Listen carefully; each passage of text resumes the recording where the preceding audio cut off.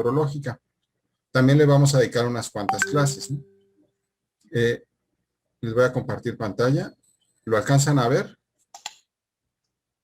Sí. Sí. Perfecto. Pues bueno, el sistema motor, les digo, no está independiente del resto del sistema nervioso, nada más lo separamos por cuestiones didácticas y pues para fines de localización. Y tiene un gran valor de localización al momento de la exploración.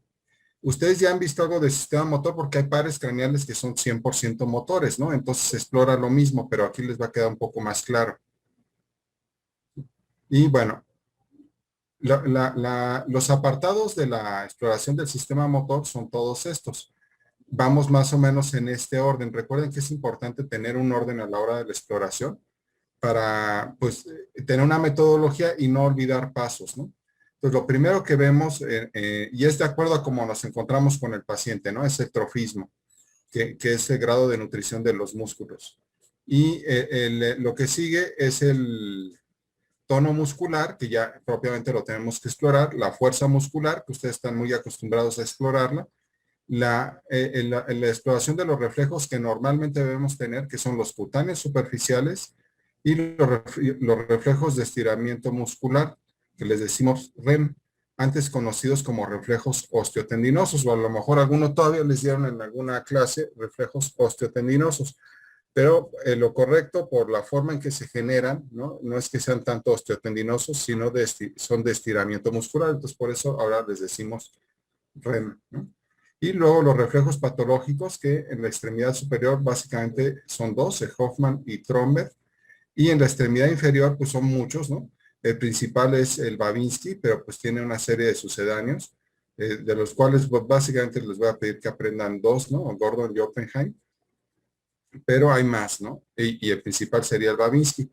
Y en el último apartado, los reflejos atávicos, que sí es un reflejo patológico y que se incluye aquí en la exploración del sistema motor porque es una respuesta motora, pero no es propiamente un reflejo que equivaldría al sistema motor como tal, sino a problemas de la corteza prefrontal. Y ya hablaremos de ellos cuando hayamos desglosado todos los puntos, pero desde ahorita vayan recordando que los reflejos atávicos son reflejos primitivos, son reflejos que yo puedo tener al principio de mi vida y luego desaparecen y si los vuelvo a presentar, pues ya no es normal y se presentan sobre todo en problemas de degeneración frontal de tipo demencial otra vez, ¿no? ¿Vamos bien? Sí, doctor. Sí. Entonces, estos son los apartados de la exploración neurológica. Trofismo, tono muscular, fuerza muscular, los tres principales, y cuando procede de reflejos normales y reflejos patológicos.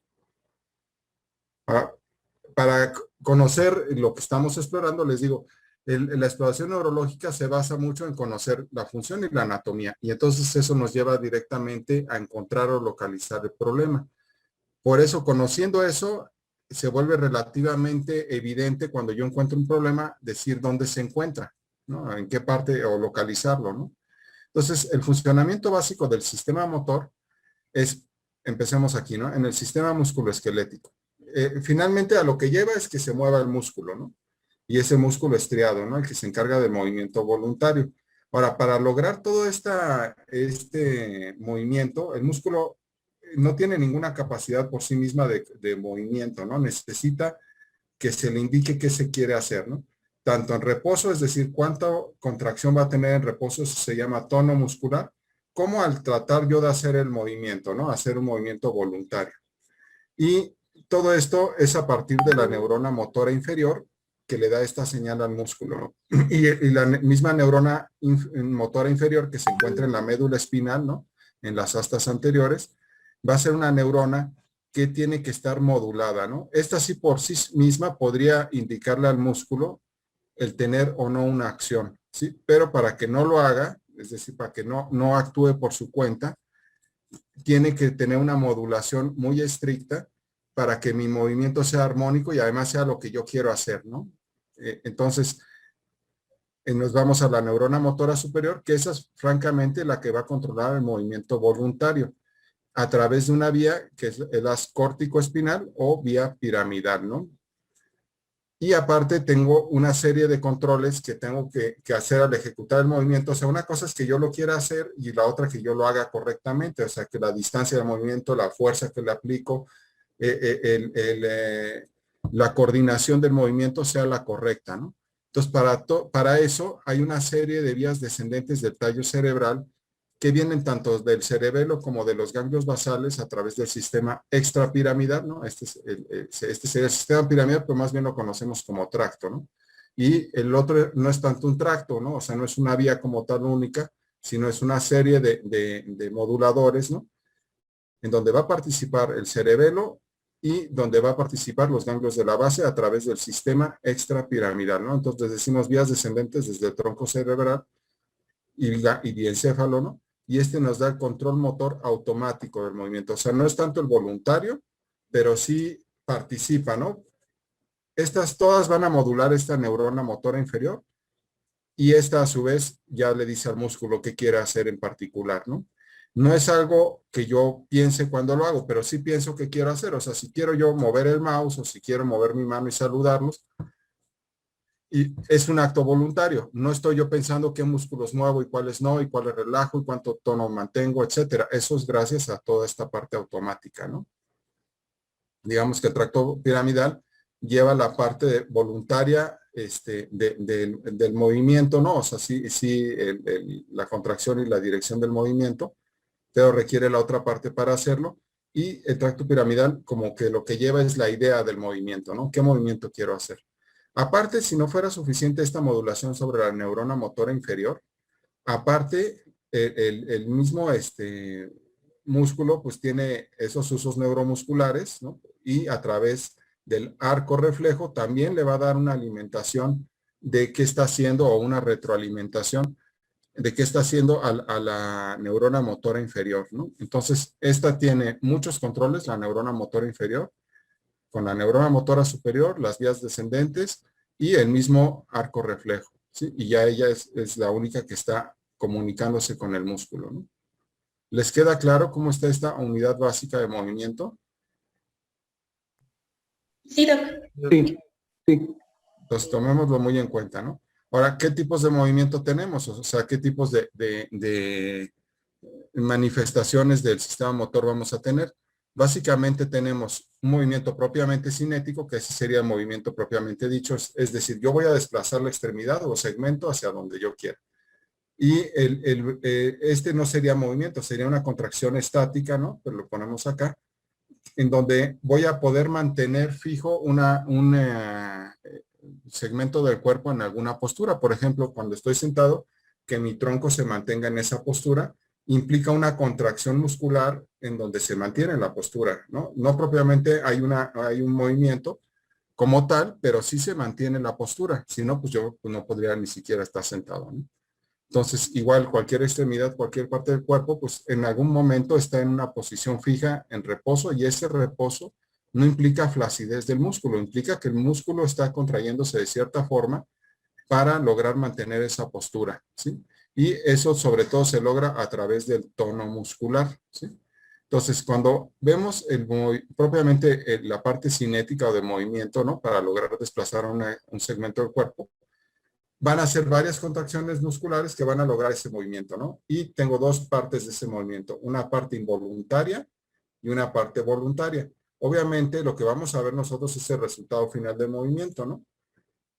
La parte involuntaria tiene que ver con la parte refleja del movimiento, básicamente el arco reflejo que es en la médula espinal, y todos los movimientos automáticos y asociados, ¿no? Un movimiento automático es si yo voy a mover una extremidad, por ejemplo, estoy extendiendo mi brazo, mi antebrazo, ¿no? Déjenme ponerme aquí a ver si me ven. Sí, entonces yo estoy haciendo este movimiento, ¿no? Entonces, para hacer este movimiento, pues tengo que tener cierta contractura del coracobraquial, del tríceps y relajarse el bíceps. Aquí el movimiento automático, pues implicaría que músculos agonistas y antagonistas están funcionando adecuadamente. En cambio, un movimiento asociado sería movimientos que tengo que llevar a cabo para lograr mover un segmento corporal. Es decir, si yo estoy caminando, a la hora que voy caminando, voy balanceando mis brazos. Entonces, el lograr hacer caminar tiene movimientos asociados de balanceo de brazos para mantener la postura y el equilibrio. Entonces, no son exactamente lo mismo un movimiento automático que un movimiento asociado. ¿Sí les queda claro? Sí, doctor. Sí, doctor. Estos están regulados básicamente por todo el sistema extrapiramidal, del cual hablaremos un poquito más. Y bueno, ya propiamente el movimiento voluntario está asociado a la vía piramidal que nace en la corteza cerebral, ¿no? Y recuerden, esa es una representación mental, les pongo el término consciente, ¿no? O sea, de darme cuenta de lo que estoy haciendo y del movimiento que voy a ejecutar, ¿no? Y bueno, ya yéndonos a la porción del tono muscular, que no es independiente de esto, pero sí es importante también entender lo que participa donde yo tengo un segmento fijo, ¿no? Aquí son contracciones más duraderas, ¿no? Que generan una tensión muscular y mantienen la postura, ¿no? Y ese tiene que ver con todo esto, no es nada más el sistema extrapiramidal, sino también el piramidal y el mismo cerebelo. Enfermedades prototipo del tono muscular, pues la de Parkinson, ¿no? Cuando se afecta a uno, domina el otro. Mucho de lo que vemos, ¿no? O sea, clínicamente se lesionó la vía piramidal, entonces estoy viendo cómo está más activa la parte, la neurona motora inferior, ¿no? El sistema extrapiramidal, etcétera, ¿no? Ahora, tenemos niveles de control de movimiento, ¿sí? Aquí ustedes tienen un esquema del cerebro, ¿no? Para entender un poquito pues cuál es la orientación, ¿no? Cuando de los ejes del cuerpo, ¿no? Cuando es cortes axiales, coronales, sagitales, lo que es rostral, ¿sí? Lo que es ventral, lo que es dorsal o caudal, hacia abajo, ¿no? Entonces, para orientarnos un poquito en la terminología, y vamos a tener también los distintos niveles, ¿no? El nivel de la médula espinal, el nivel del tallo cerebral, el nivel del cerebelo y el nivel propiamente cortical o cerebral, ¿no? Y en cada uno hay un cierto tipo de movimiento predominante, aunque ninguno actúa aisladamente. A nivel medular tengo el movimiento reflejo, ¿no? Es decir, la médula espinal pues tiene arcos reflejos y aún en ausencia de influencia de los otros puede tener acciones, claro, involuntarias, ¿no? Como sucede en los lesionados medulares, ¿no? Que tienen hiperreflexia, espasticidad, etcétera, ¿no? Con el tiempo, ¿no? El nivel de tallo cerebral tiene que ver mucho con la tallo cerebral, con toda la salida del sistema extrapiramidal y nos va a dar todo lo que es tono muscular, movimiento estático, la posición y el movimiento coordinado. El nivel cerebral es el movimiento voluntario y los asociados, ¿no? Que sería ya propiamente la corteza. Y el nivel cerebeloso, la armonía en el movimiento y la coordinación del movimiento, ¿no? ¿Vamos bien hasta acá? Sí, doctor, todo bien. Sí, Perfecto. doctor. Cualquier duda lo vamos a ir viendo poco a poco, ¿no? Entonces vamos a empezar con la vía piramidal, ¿no? Porque como que es la parte más relevante o la que pues más exploramos cuando estamos en sistema motor o como que el eje de todo lo que exploramos, ¿no? Entonces a partir de ahí vamos a estar desglosando todo el sistema motor. Entonces el origen de la vía piramidal va a ser en las capas 3 y 5, ¿no? O sea, las capas piramidal, ya saben que la corteza cerebral tiene 6 capas, ¿no? Y en algunas zonas, en las sensitivas, pues las capas 2 y 4 son más importantes, en las motoras las 3 y 5 son más importantes, y la multiforme y la molecular son de asociación cortical, ¿no? Entonces, en esta justamente se encuentran las células piramidales, incluso en la capa 5 se encuentran estas células piramidales de Betz o gigantes, ¿no? Que lo habrán visto en histología. Y estas, que son neuronas, ¿no? Somas de neuronas, de aquí van a emitir su axón, que va a viajar, como uno solo, ¿no? Prácticamente sin relevos, hasta su sitio de efecto, que puede ser la médula espinal, o en el caso de los pares craneales motores, ¿no? Como el facial, pues hacia el núcleo, ¿no? Cuando va a la médula espinal, yo digo que es córtico espinal, ¿no? Y cuando va a un núcleo, yo digo que es córtico nuclear, ¿no? Y ya no sería vía piramidal, es la vía de ese núcleo, ¿no? La vía piramidal es córtico espinal, siempre. Su origen es en la corteza motora. Sabemos que a nivel frontal, ¿no? Donde está el surco central o de Rolando, tenemos anterior a la circunvolución frontal ascendente. Posteriormente está una corteza sensitiva, pero también tiene una función motora, que es la parietal ascendente. Y aquí está el lobulillo parietal superior y el lobulillo parietal inferior. Estos números corresponden a las áreas de Brodmann, acuérdense, área de Wernicke, área de Broca, etcétera, ¿no? Pero bueno, regresando a la vía piramidal, esta se va a originar básicamente en el área 4 o la región frontal ascendente, pero también en las áreas premotoras, ¿no? Que abarcan la región 6 y un poco de la 8 y las áreas sensitivas 3, 2, 1. Entonces, toda esta área tiene una representación, aunque la principal representación motora es la frontal ascendente. Sí. Ese es el origen, pero toda esta área emite axones hacia la vía piramidal. Entonces, si les preguntan en áreas de Brodmann, sería 4, 6, 3, 2, 1 y parte de la 8. La 8 sobre todo con los movimientos oculares. Aquí se origina, les digo, aquí están estas neuronas y de aquí va a salir toda la vía, ¿no? Aquí tienen una distinción argentófila, ¿no? Acuérdense, Ramón y Cajal fueron los que las inventaron, ¿no? Bueno, Ramón y Cajal y Golgi, ¿no? Y bueno, aquí están o sea, así empezaron a ver las primeras neuronas ellos, ¿no? Y esa sería una célula piramidal, ¿no? Con su gran axón. Entonces, bueno, recordar que a partir de este origen, ¿no? De este origen,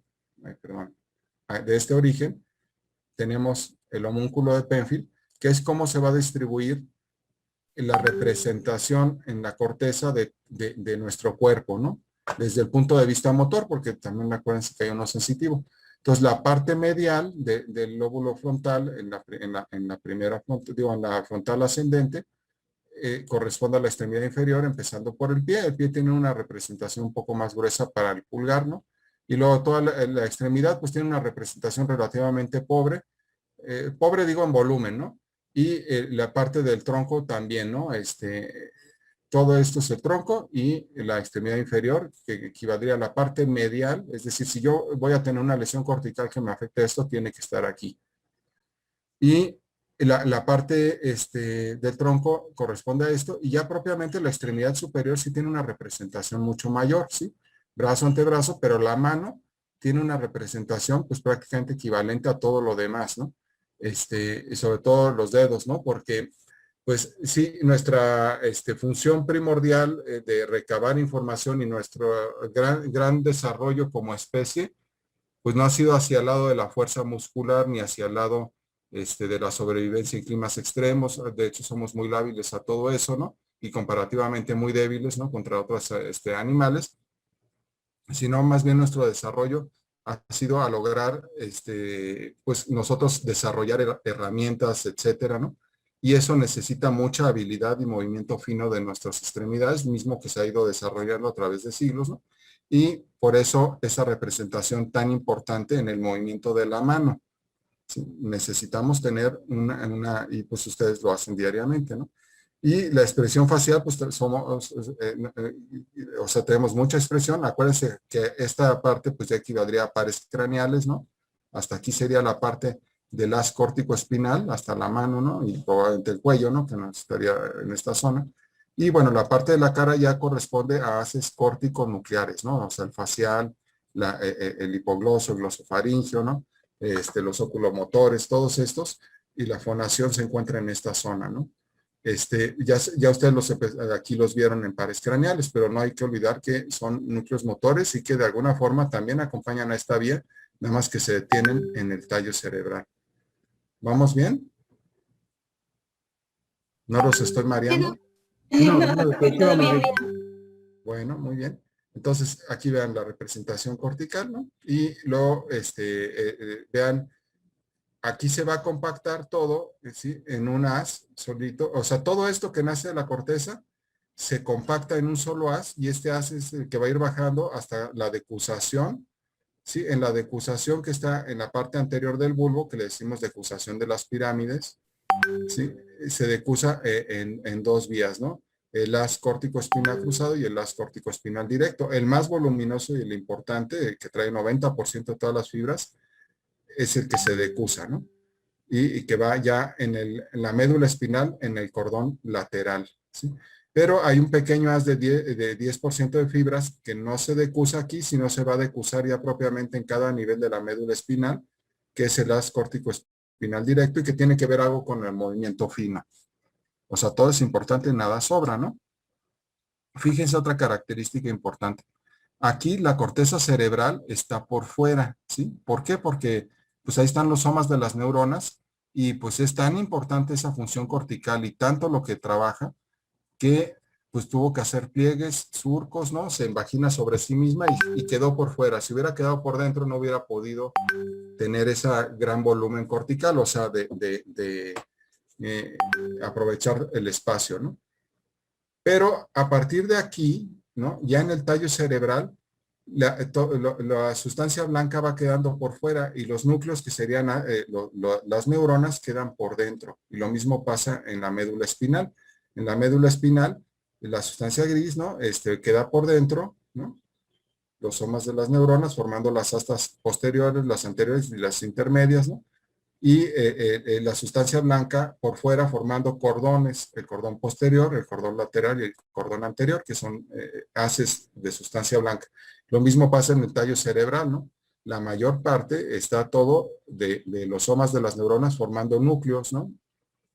O áreas, ¿no? Como la sustancia nigra, ¿no? Y bueno, es una cuestión evolutiva, ¿no? O sea, esto pues es muy común, todo el tallo cerebral, hasta un reptil, ¿no? O sea, lo tiene prácticamente igual. Y a partir de aquí empieza a haber ya variaciones, ¿no? Importantes en la función. Entonces, si noten esa diferencia, ¿no? Aquí la sustancia blanca está por fuera, aquí la sustancia blanca está por dentro, ¿no? Permitiendo que pase esto y se compacta en ese haz, ¿no? Ese haz pasa por el brazo posterior de la cápsula interna. La cápsula interna es una estructura que tiene esta forma de V y que si yo hago un corte aquí, pues tiene esta forma, tiene un brazo posterior y un brazo anterior, ¿no? Aquí yo tendría el núcleo lenticular, ¿no? Que es globo pálido y putamen, ¿sí? Parte del tálamo y la cabeza del núcleo caudado, ¿no? Entonces, en esta zona, en el brazo posterior, pasan todas estas vías, ¿sí? No pasa por todos lados, pasa en el brazo posterior, justamente adyacente a esta zona que le llamaríamos rodilla de la cápsula interna. ¿Sí les va quedando claro? Sí, doctor. Sí, doctor. Todo Las bien. demás son fibras de asociación aquí y aquí, ¿no? Pero aquí, en esta parte que pone naranja, es córtico espinal y en la rodilla justamente pasan todos los haces córtico-nucleares. Por eso les digo, van muy cerca una de la otra, ¿no? Entonces, si yo tengo una lesión que me afecta a toda esta zona de la corteza, todo, pues tendría yo una hemiplegia facio-corporal contralateral, ¿no? O sea, si este es izquierdo, pues la tendría derecha. Pero si esta es una gran lesión, ¿no? O sea, casi que, pues está perdiendo un hemisferio cerebral entero, ¿no? Muy grave, ¿no? Porque hagan de cuenta un infarto, pues toda la necrosis del tejido, el edema que va a producir es muy grave. La misma lesión, no exactamente las mismas características, pero sí por lo menos la hemiplegia facio-corporal, la voy a tener si yo tengo una lesión acá. Y esta es una zona de 1 centímetro, ¿no? Entonces, con una lesión de 1 centímetro acá, puedo obtener la misma manifestación clínica de hemiplegia que voy a obtener acá. Nada más que sí va a ser un poco diferente. Si yo tengo un infarto que me afecta la mitad del cerebro y todo esto, pues se va a afectar lenguaje, se van a afectar funciones mentales superiores, se van a afectar cálculo, etcétera, ¿no? Si yo tengo una lesión que nada más me afectó acá, que puede ser una placa de esclerosis múltiple, una hemorragia parenquimatosa por hipertensión, un infarto lacunar, es una zona de mucha lesión, un tumor, ¿no? Si me pasa eso, nada más voy a tener mi hemiplegia. No voy a tener problemas de lenguaje, ni voy a estar comatoso, ni nada de eso. ¿Por qué? Porque la lesión es muy focal y localizada. Sí, muy sintomática, ¿no? Porque pues sí quedan muchas secuelas, pero no tan grave como la otra. ¿Sí les queda la diferencia? Sí, Entonces ya van viendo que sí hay valor de localización, ¿no? O sea, si yo tengo una lesión de toda la corteza, pues el paciente primero que nada, pues generalmente va a estar estuporoso, ¿no? Porque es demasiado la lesión, es muy grande y le genera problemas del estado de alerta. Segundo, va a perder otras funciones, ¿no? Si es del lado izquierdo, pues lenguaje y comprensión y funciones mentales superiores pues va a tener gran manifestación clínica, ¿no? Si eso si fue del lado izquierdo, ¿no? Si es del lado derecho, pues pierde funciones, habilidad también, pero aparte les digo, generalmente el paciente está estuporoso o comatoso, ¿no? Generalmente la parálisis que afecta a la corteza aumenta el tono muscular, entonces al afectarse está más disminuido, ¿no? En cambio, una lesión focal aquí, pues sucede que tiene la hemiplegia, pero el paciente llega despierto y sin ningún otro compromiso. Y puede ser facio corporal o nada más corporal, dependiendo qué tan extensa sea la lesión. Ahora, si vamos bajando, este haz córtico-espinal o vía piramidal, ¿no? Sigue compactando y va a pasar en la parte anterior del mesencéfalo. De la parte anterior del mesencéfalo se divide en una serie de fascículos, ¿no? En el pedúnculo mesencefálico, ¿no? O la cara ventral del mesencéfalo. Luego se divide en una serie de haces, ¿no? Que se llaman haces córtico-espinales en el puente, y ya propiamente se vuelve a compactar en el haz córtico-espinal para decusarse a nivel de las pirámides y ya bajar decusado, ¿sí? Como el tracto córtico-espinal en el cordón lateral y en el cordón anterior como el tracto directo. Aquí ustedes pueden ver el esquema, ¿no? de la cara ventral del tallo cerebral, cómo se aprecia esta zona, tiene un surco medio central, ¿no? Esta vendría siendo dos columnas, ¿no? Donde está el haz córtico-espinal. La emergencia de los pares craneales, ¿no? Este es justamente el bulbo raquídeo, este es el puente, ¿no?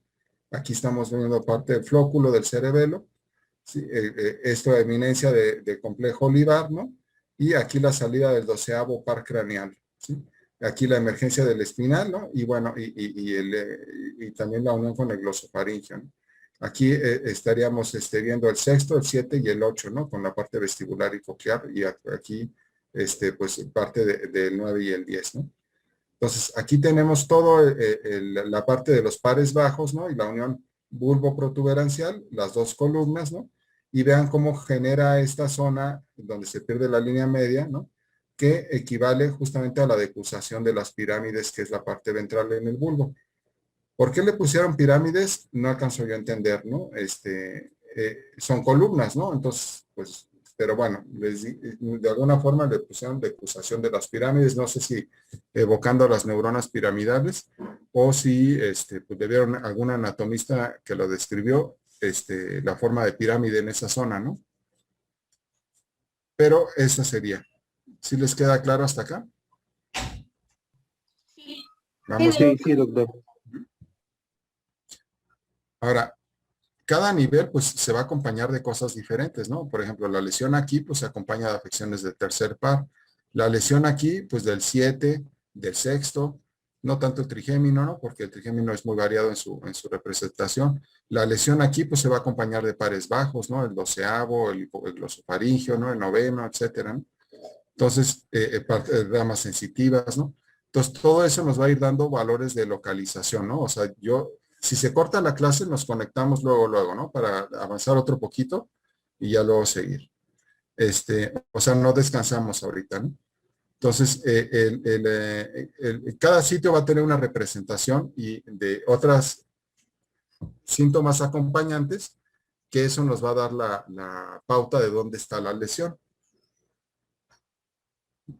Aquí vean cómo está la vía piramidal, ¿no? En un esquema ya simplificado, ¿no? Los ganglios basales, ¿no?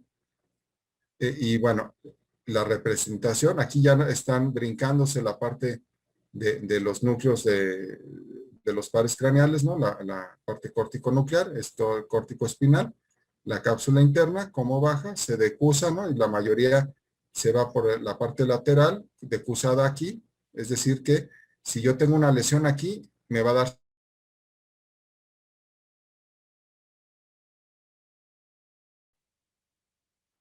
Siempre corroboro que me estén escuchando porque de repente podría pasar que pues no me doy cuenta y ni estoy conectado, ¿no? Entonces, o que yo esté viendo la imagen y ustedes, no, ya me ha pasado, ¿no? Entonces, por eso prefiero preguntarles varias veces. Aparte que pues siempre es importante de que yo sepa que pues están entendiendo, ¿no? Sino para que damos la clase, ¿no? Entonces, sí, ¿ven la imagen? Sí, doctor. Sí, Sí, sí se ve. sí se ve. Entonces, repasando, ¿no? Estábamos en la vía piramidal, ¿no? Cómo va descendiendo. Se decusa, ¿no? Una parte directa, una cruzada, pero vean cómo la parte directa en la misma médula espinal se va decusando ya al sitio donde va a ser efecto. O sea, no queda directa y no se decusa. Tarde o temprano también se decusa. Hasta acá, hasta la decusación de la pirámide, si yo tengo una lesión en esta vía córtico-espinal, los síntomas motores van a ser contralaterales. O sea, una lesión de la vía piramidal izquierda me da síntomas motores derechos, ¿no? Ahora, si yo tengo, o al revés, ¿no? Pero si yo ya tengo una lesión en la médula espinal, pues los síntomas van a ser ipsilaterales, ¿no? O sea, si yo tengo una lesión solamente de un lado de la médula, acuérdense que la médula espinal mide 1 centímetro, ¿no? 1,5 centímetros cuando mucho. Entonces, es difícil que nada más afecte algo, pero puede pasar, ¿no? En medicina todo puede pasar. Si yo tengo una lesión solamente del haz córtico-espinal, pues los síntomas no van a ser contralaterales, van a ser del mismo lado. Es decir, si este es derecho, me dará síntomas derechos. ¿Sí? Porque ya está cruzada. ¿Les queda claro el concepto? Sí, doc. Sí. Sí. Ahora, bueno, entonces vimos la vía pirámide a nivel cortical. Ahora vamos a ver a nivel de la cápsula interna. Vamos a ir desglosando cada relevo, ¿no? Entonces, acuérdense, estos serían los ganglios basales. Hacemos un corte del cerebro, ¿sí? A nivel de los ganglios basales o de los ventrículos laterales, y es un corte axial, ¿no? Como se vería en la tomografía. Este es el lóbulo frontal, lóbulo de la ínsula, el lóbulo temporal, parietal y occipital, ¿no? El lóbulo límbico en la cara medial, ¿no? Lo que estamos viendo como ganglios basales, ¿sí? Es el núcleo lenticular, que es globo pálido y putamen. Estos dos, ¿no? Putamen, globo pálido.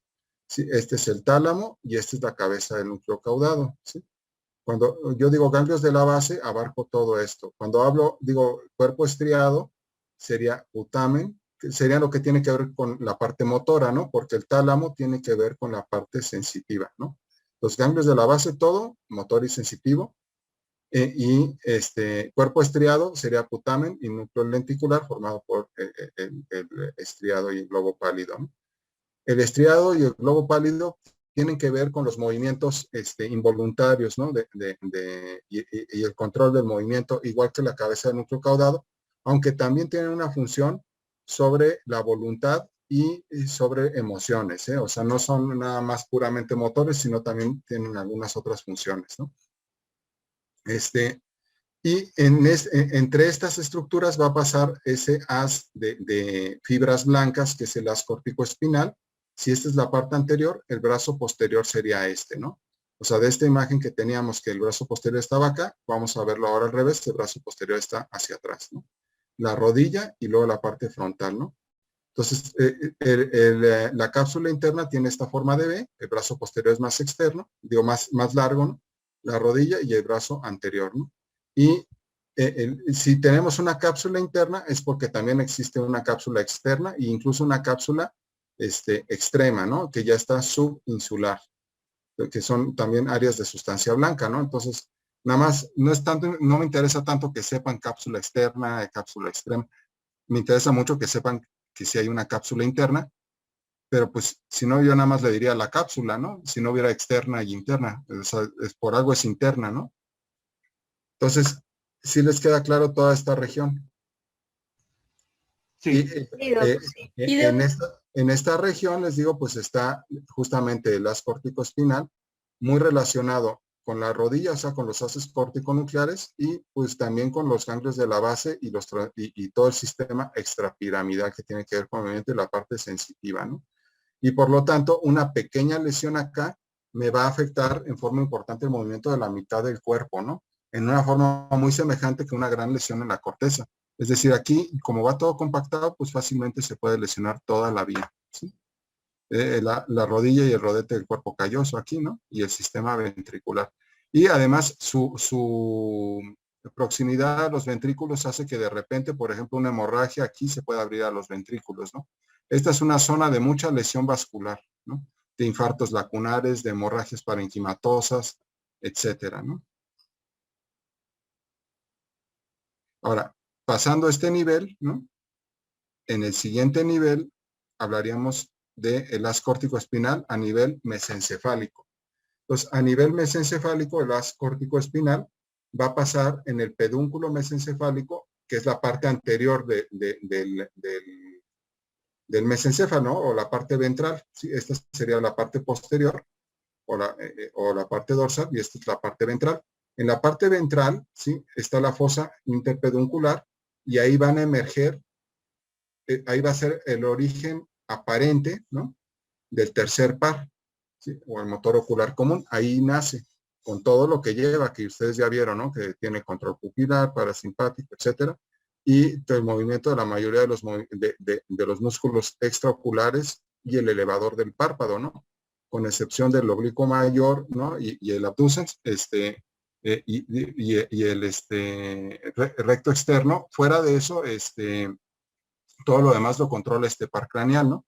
Y nace aquí justamente. Su origen real estaría en la sustancia gris periacueductal, pasa por acá, ¿sí? Y sale aquí y ya se va hacia el seno cavernoso, luego a la hendidura esfenoidal y entra propiamente a la órbita, ¿no? Aquí lo pueden ver. Está en relación a varias estructuras también aquí profundas, ¿no? Que particularmente el núcleo rojo, que se encuentra en esta zona, que no lo vemos en este esquema. El núcleo rojo es prácticamente el último relevo antes de la formación reticular que tenga que ver con el sistema extrapiramidal, ¿no? Luego, en esta zona se encuentra la sustancia nigra, ¿sí? Y rica en células dopaminérgicas y que tienen que ver con el control del tono del movimiento, ¿no? Entonces, esta sustancia nigra va a tener, que saben ustedes muy bien que es la que se afecta en el Parkinson, va a tener que ver con el control del movimiento, y desde ahorita ustedes pueden suponer que tiene que ver con el tono, ¿no? Porque el tono muscular, pues es una manifestación clave en el Parkinson, ¿no? En el Parkinson el tono muscular aumenta bastante, ¿no? Los pacientes están rígidos, ¿no? Se mueven, aparte del temblor que tienen, les cuesta trabajo a empezar el movimiento, los encuentran ustedes rígidos, tienen rueda dentada, una serie de cosas que vamos a ir viendo. Y por lo tanto, eso es cuando falla, ¿no? La sustancia nigra, o sea, cuando no hay la acción de esta, por eso es el Parkinson. Y por lo tanto pueden pensar que la función cuando está normal es disminuir el tono, ¿no? Cuando falla, pues aumenta el tono. Independientemente de esto, que es el sistema extrapiramidal, la vía piramidal o el haz córtico-espinal, si dividimos el pedúnculo mesencefálico en quintos, ¿no? Pues las 3/5 partes centrales es por donde va a pasar junto con las haces corticonucleares. Y aquí en la parte más medial están fibras, o sea, todo está muy bien organizado, ¿no? No está al azar. Están fibras de asociación a los lados, ¿no? Si yo tengo una lesión que me afecte aquí el haz córtico espinal, voy a tener manifestaciones, o de este lado, voy a tener manifestaciones motoras contralaterales, ¿no? Pero además también es muy factible que se me afecte el tercer par craneal, pero del mismo lado. Entonces voy a tener un tercer par ipsilateral y una vía piramidal con manifestaciones contralaterales. ¿Sí les queda claro? Sí, doc. ¿Sí? Es importante que tengamos este concepto, ¿no? Porque me tiene que quedar claro que pues se está afectando en el tallo cerebral la vía córtico-espinal, ¿no? ¿Y cómo puedo saber que es en el tallo cerebral? Pues de acuerdo a lo que está cerca, ¿no? Y lo que está cerca aquí, pues va a ser el tercer par que tiene su origen aparente aquí. Y aquí este tercer par no está ya decusado, ¿no? O sea, el nervio motor ocular común derecho va al ojo derecho y el motor ocular izquierdo va a la, bueno, no al ojo, ¿no? A la órbita del lado izquierdo, ¿no? También al ojo, ¿no? Pero les digo, es más que el ojo, ¿no? Entonces, si yo tengo una lesión que me afecte el haz córtico-espinal, pues todavía no se ha cruzado, por lo tanto me va a dar manifestaciones motoras de hemiplegia contralateral. Y puede ser fascio corporal porque también se va a afectar las fibras que van al núcleo del facial, ¿no? Las corticonucleares.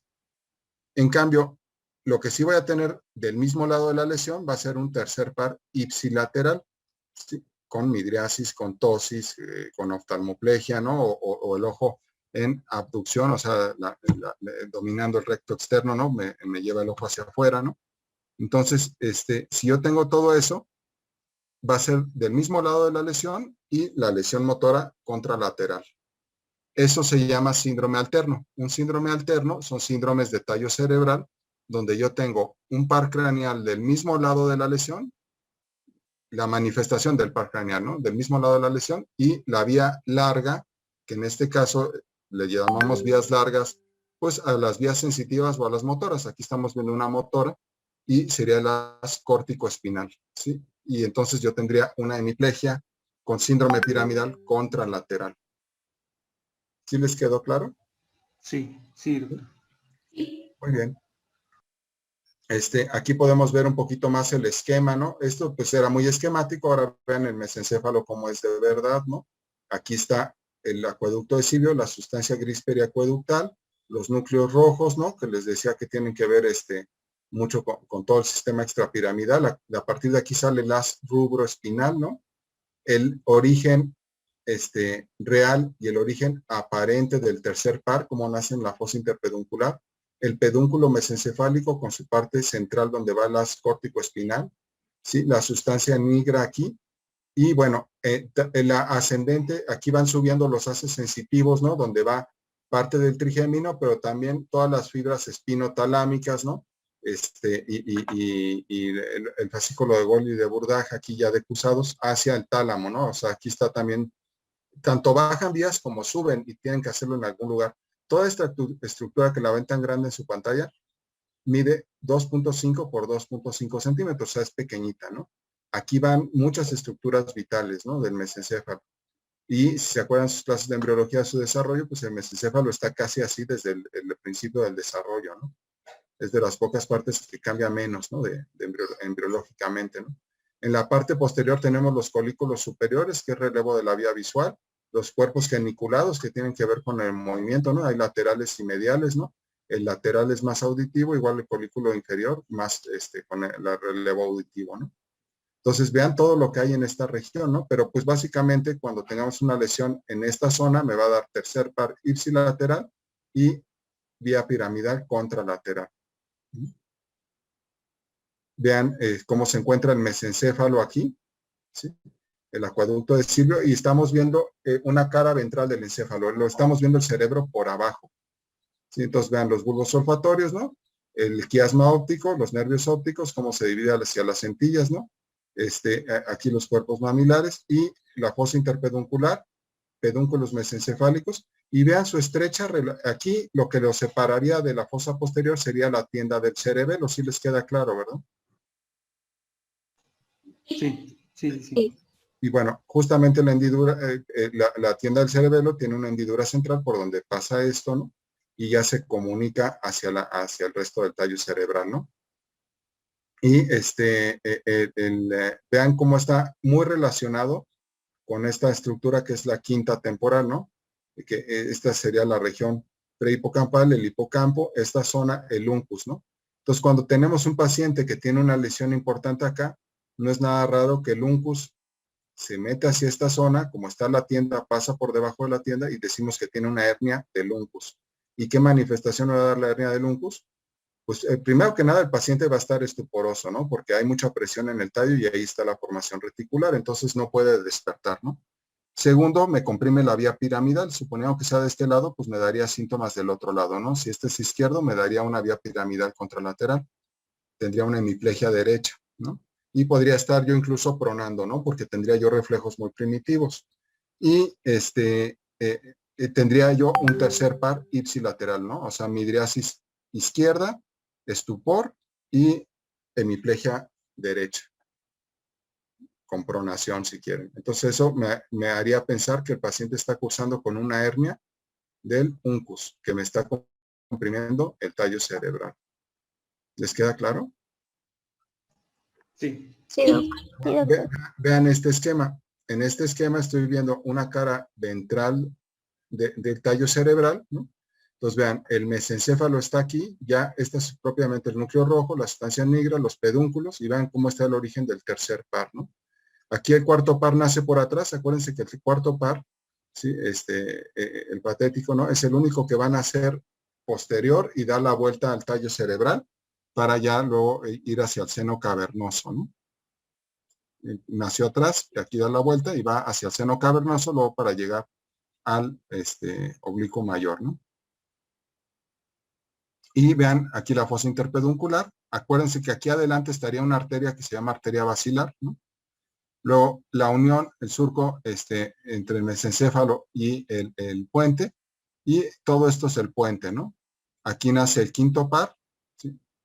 Aquí está con su parte motora y sensitiva, ¿no? Y luego la parte ventral en el bulbo, ¿no? Formando estas dos columnas, y la decusación de las pirámides aquí abajo, ¿no? Y los pares craneales, como los habíamos dicho. Estos son los orígenes aparentes de los pares craneales y se denominan así, ¿no? O sea, los pares craneales, su numeración va de acuerdo a su origen aparente, no a su origen real, que es mucho más complejo. Entonces, el primero que vemos de arriba hacia abajo sería el 1, el olfatorio. Luego el segundo que vemos es el 2, el óptico, que realmente son extensiones del sistema nervioso central. No son verdaderos nervios, ¿no? Son extensiones del cerebro, ¿no? Y a partir del tercero, pues ya cambia la mielina de esto, cambia las vainas que recubren el nervio, cambian, son células de Schwann, aquí son oligodendrocitos para el primero y el segundo, pero a partir del tercero son células de Schwann, y estos sí son nervios verdaderos, ¿no? Pero de pares craneales. Y entonces este sería el 3, el 4, el 5, y luego nos vamos va de superior a inferior, 1, 2, 3, 4, de superior a inferior, y luego de medial a lateral, ¿no? Primero los mediales y luego los laterales. Entonces, tendríamos el sexto, el 7, el 8, ¿no? Y luego, la parte, de la región del bulbo, ¿no? 9, 10, ¿sí? El 11, que viene de la médula espinal y tiene una parte, también en el tallo, y el 12avo, que ya sería el último. El 12avo está más anterior, pero es más bajo, por eso le ponemos 12avo. ¿Sí? Y aquí ven todas las relaciones, ¿no? Con el haz córtico-espinal. Entonces, bueno, aquí nos vamos a detener hoy, ¿no? Porque ya seguiría el puente, ¿no? Y pues más bien le vamos a dar tiempo para el día de mañana, ¿sí? Mañana no estoy muy seguro la hora, quizá demos clase temprano, como a las 9, ¿no? Para que tengamos el resto del día libre. Pero yo les confirmo al ratito, si están de acuerdo. No sé si van a tener clase con el doctor Argüelles mañana. No nos comentó nada, Doc. Entonces, bueno, nosotros vamos apartando las 9 de la mañana, ¿no? Para que, les digo, tengamos el resto del día libre. Ok, Doc, gracias. Está bien. Bien, Gracias. estudien para sus dudas mañana, ¿eh? Acuérdense que si no lo entienden, pues no van a poder entender todo lo demás, ¿no? O sea, simplemente se van a perder totalmente. No tengo prisa, yo más bien quiero que entiendan. ¿Está bien? Sí, Sí, Doc. sí, doctor. Muy bien, entonces estudien. Claro. Ahí van viendo cómo vamos haciendo correlación clínica, ¿eh? O sea, no nada más anatomía, sino correlación clínica. Sí, doctor. Gracias. Hecho.